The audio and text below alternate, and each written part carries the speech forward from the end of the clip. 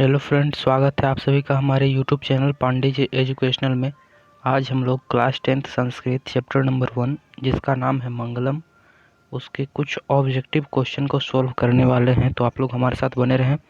आज हम इसके महत्वपूर्ण ऑब्जेक्टिव को देखेंगे।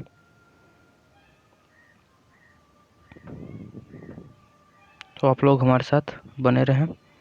चलिए देखते हैं इसके महत्वपूर्ण प्रश्नों को। देखिए, इसका पहला ऑब्जेक्टिव जो है वो कह रहा है कि उपनिषद के रचनाकार कौन है। यहाँ पर बताना है कि उपनिषद जो है इसका रचनाकार कौन है, उपनिषद के रचनाकार कौन है। तो ऑप्शन दिया हुआ है महात्मा विदुर, वेद व्यास, चाणक्य, इनमें से कोई नहीं। तो जो देखिए उपनिषद के रचनाकार हैं वो है ये वेद व्यास। उपनिषद के रचनाकार कौन है? तो ये वेद व्यास जो हैं उपनिषद के रचनाकार हैं। इसे आप लोग को ध्यान रखना है, वेद व्यास उपनिषद के रचनाकार हैं। आशा करते हैं ये आपको समझ में आ गया होगा। ये क्वेश्चन बहुत ही इंपॉर्टेंट है, तो इसे आप लोग को समझ लेना चाहिए। चलिए अगला क्वेश्चन की तरफ चलते हैं। अगला क्वेश्चन क्या है? अगला क्वेश्चन है मंगलम पाठ के रचनाकार कौन है। यहाँ पर बताना है आप लोग को कि जो मंगलम पाठ है उसके रचनाकार कौन है। जो मंगलम पाठ है इसके रचनाकार ऑप्शन दिया हुआ है चाणक्य, वाल्मीकि, महर्षि वेदव्यास, इनमें से कोई नहीं। तो मंगलम पाठ का जो रचनाकार है वो महर्षि वेदव्यास किए थे, इसे आप लोग को ध्यान रखना है। तो यहाँ पर ऑप्शन नंबर जो ये महर्षि वेदव्यास का ऑप्शन नंबर 3 तीसरा नंबर का है वो सही हो जाएगा, यानी कि ऑप्शन नंबर 3 इसका सही हो जाएगा, महर्षि वेदव्यास। चलिए अगला क्वेश्चन की तरफ चलते हैं। अगला क्वेश्चन है कि महान से भी महान क्या है। यहाँ पर आप लोग को बताना है कि महान से भी महान क्या है। तो महान ऑप्शन दिया हुआ है देवता, राक्षस, आत्मा, इनमें से सभी। देखिए ये क्वेश्चन बहुत बार पूछा गया है बोर्ड एग्जाम में कि महान से भी महान क्या है। तो महान से भी महान आत्मा है, इसे आप लोग को ध्यान रखना है, यानी कि ऑप्शन जो तीसरा नंबर का है वो करेक्ट ऑप्शन हो जाएगा, आत्मा। इसे आप लोग ध्यान रखिएगा। देखिए अगला क्वेश्चन है 4 नंबर कि अणु से भी सूक्ष्म क्या है। यहाँ पर बताना है कि अणु से भी सूक्ष्म क्या है। ऑप्शन है आत्मा, ऋषि, मूर्ख, इनमें से कोई नहीं। तो अणु से भी सूक्ष्म क्या है?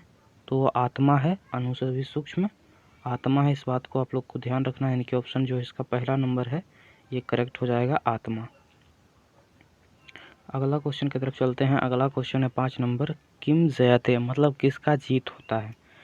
तो देखिए सत्य का हमेशा जीत होता है, यानी कि ऑप्शन इसका जो है ऑप्शन नंबर एक नंबर का जो ऑप्शन है वो करेक्ट हो जाएगा कि सत्यम। ऑप्शन यहाँ पर बहुत सारा है, सत्यम, असत्यम, क्रोधम, मोह। सत्य मतलब सत्य, असत्य मतलब झूठ, क्रोधम मतलब क्रोध, गुस्सा, और मोह मतलब मोह ममता, ये सब। तो इसका सत्य का जीत हो जाएगा ऑप्शन नंबर ये, इसका सही हो जाएगा। चलिए अगला क्वेश्चन की तरफ चलते हैं। अगला क्वेश्चन है 6 नंबर मंगलम पाठ कहाँ से लिया गया है।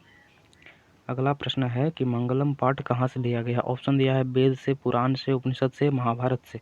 यहाँ पर आप लोग को बताना है कि मंगलम पाठ जो है वो कहाँ से लिया गया है। तो मंगलम पाठ उपनिषद से लिया गया है, इस बात को आप लोग को ध्यान रखना है, यानी कि ऑप्शन नंबर ये वाला ऑप्शन उपनिषद से, ये करेक्ट हो जाएगा, उपनिषद से। किससे? उपनिषद से लिया गया है, इस बात को आप लोग को ध्यान रखना है। चलिए अगला प्रश्न की तरफ चलते हैं। अगला प्रश्न है 7 नंबर कि मंगलम पाठ में कितने मंत्र हैं। और देखिए ये 2000 ये बोर्ड एग्ज़ाम में बहुत बार पूछा गया है, 2018 और 2020 ये दोनों बार पूछा गया कि मंगलम पाठ का जो है ये मंगलम पाठ में कितना मंत्र है। तो मंगलम पाठ में 5 मंत्र है, इसे आप लोग को ध्यान रखना है। ऑप्शन नंबर ये हो जाएगा इसका करेक्ट आंसर। तो चलिए अगला प्रश्न की तरफ चलते हैं। अगला प्रश्न क्या कहता है? अगला प्रश्न है 8 नंबर हम लोग के पास कि सत्य का मुख किस पात्र से ढका हुआ है। देखिए 2018 में ये क्वेश्चन पूछा गया है कि सत्य का मुख किस पात्र से ढका हुआ है। तो सत्य का मुख जो है वो हिरण्मय पात्र से ढका हुआ है, इस बात को आप लोग को ध्यान रखना है, इनके ऑप्शन नंबर ये जो है ये करेक्ट आंसर हो जाएगा, हिरण्मय पात्र से। चलिए अगला क्वेश्चन की तरफ चलते हैं। अगला क्वेश्चन है 9 नंबर कि हिरण्मय पात्रेण कस्य मुखम अपेहितम। इसका मतलब हुआ कि हिरण्मय पात्र से किसका मुख ढका हुआ है।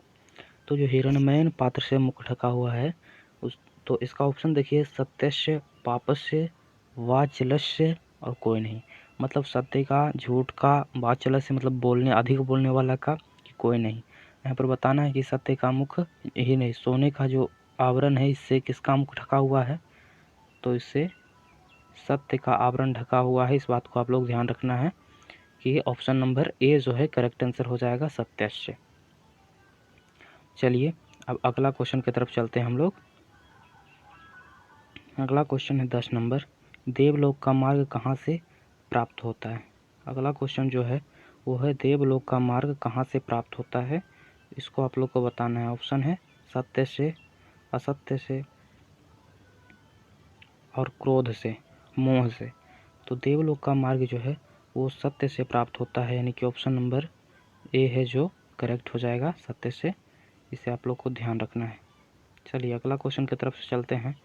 अगला क्वेश्चन 11 नंबर है कि उपनिषदों की संख्या कितनी है। तो ध्यान रखिएगा, जो उपनिषद है उसका संख्या 108 है, ये आप लोग को ध्यान रखिएगा। तो इसका जो ऑप्शन नंबर बी है ये करेक्ट हो जाएगा, 108। और इसे आप लोग को ध्यान रखना है, ये बहुत बार बोर्ड एग्जाम में पूछा गया है, तो इस प्रश्न को आप लोग VBI करके ध्यान रखिएगा। चलिए क्वेश्चन नंबर 12 है, सत्य से क्या प्राप्त होता है। तो सत्य से क्या प्राप्त होता है, इसका ऑप्शन देखिए, देवलोक है, नरकलोक, पृथ्वीलोक, इनमें से कोई नहीं। तो सत्य से क्या प्राप्त होता है, तो सत्य से देवलोक की प्राप्ति होती है। इसे आप लोग को ध्यान रखना है कि सत्य से देवलोक की प्राप्ति होती है, यानी कि ऑप्शन नंबर ए जो है इसका करेक्ट आंसर हो जाएगा। सत्य से किसकी प्राप्ति होती है, देवलोक की, ये करेक्ट आंसर हो जाएगा। चलिए अगला प्रश्न की तरफ चलते हैं। 13 नंबर, 13 नंबर क्या कहता है। देखिए 13 नंबर प्रश्न है कि महान से महान क्या है।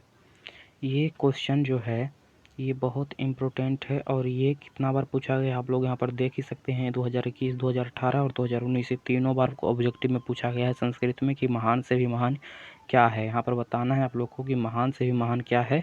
तो ऑप्शन दिया हुआ है आत्मा, ऋषि, मानव और दानव। तो महान से भी महान क्या है, देखिए महान से भी महान आत्मा है, इस बात को आप लोग ध्यान रखिएगा। तो इसका ऑप्शन नंबर जो ए है वो करेक्ट आंसर हो जाएगा। इसे आप लोग ध्यान रखिएगा कि option number A is right answer हो जाएगा, आत्मा। महान से महान क्या है, आत्मा, इस बात को आप लोग ध्यान रखिएगा। चलिए अगला क्वेश्चन की तरफ चलते हैं। क्वेश्चन नंबर 14 है, यह संपूर्ण संसार किसके द्वारा अनुशासित है। ये संपूर्ण संसार है वो किसके द्वारा अनुशासित है, बताना है। तो ऑप्शन है आत्मा, मानव, राक्षस, इनमें से कोई नहीं। तो जो सारा संसार है वो आत्मा के द्वारा अनुशासित है, इस बात को आप लोग ध्यान रखिएगा। तो ऑप्शन ए जो है इसका करेक्ट आंसर हो जाएगा, क्या हो जाएगा, आत्मा। इसका राइट आंसर आत्मा हो जाएगा, इसे आप लोग ध्यान रखिएगा। इसका राइट आंसर क्या हो जाएगा, आत्मा हो जाएगा। अगला प्रश्न की तरफ चलते हैं। अगला प्रश्न है 15 नंबर, इस और लास्ट प्रश्न है कि नदियाँ अपना नाम और रूप को त्याग कर कहाँ मिल जाती है। देखिए नदियाँ अपना नाम और रूप को त्याग कर कहाँ मिल जाती है ये बताना है। तो नदियाँ जो है ये अपना नाम और रूप को त्याग करके समुद्र में मिल जाती है, इसे आप लोग को ध्यान रखना है। नदियाँ अपना नाम और रूप त्याग करके कहाँ मिल जाती है, तो समुद्र में मिल जाती है। सरोवर में नहीं, तालाब में नहीं, नदी में भी नहीं, कहाँ मिलती है, तो ये समुद्र में मिल जाती है।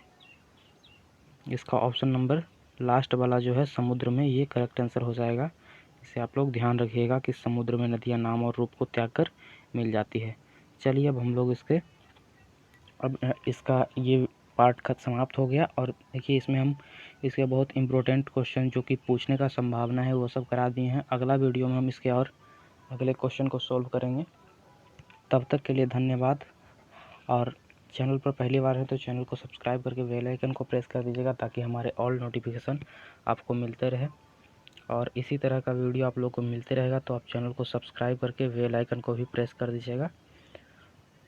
तब तक के लिए धन्यवाद। कमेंट करके ज़रूर बताइएगा कि आपको ये ऑब्जेक्टिव क्वेश्चन कैसा लगा, अच्छा लगा, क्या लगा।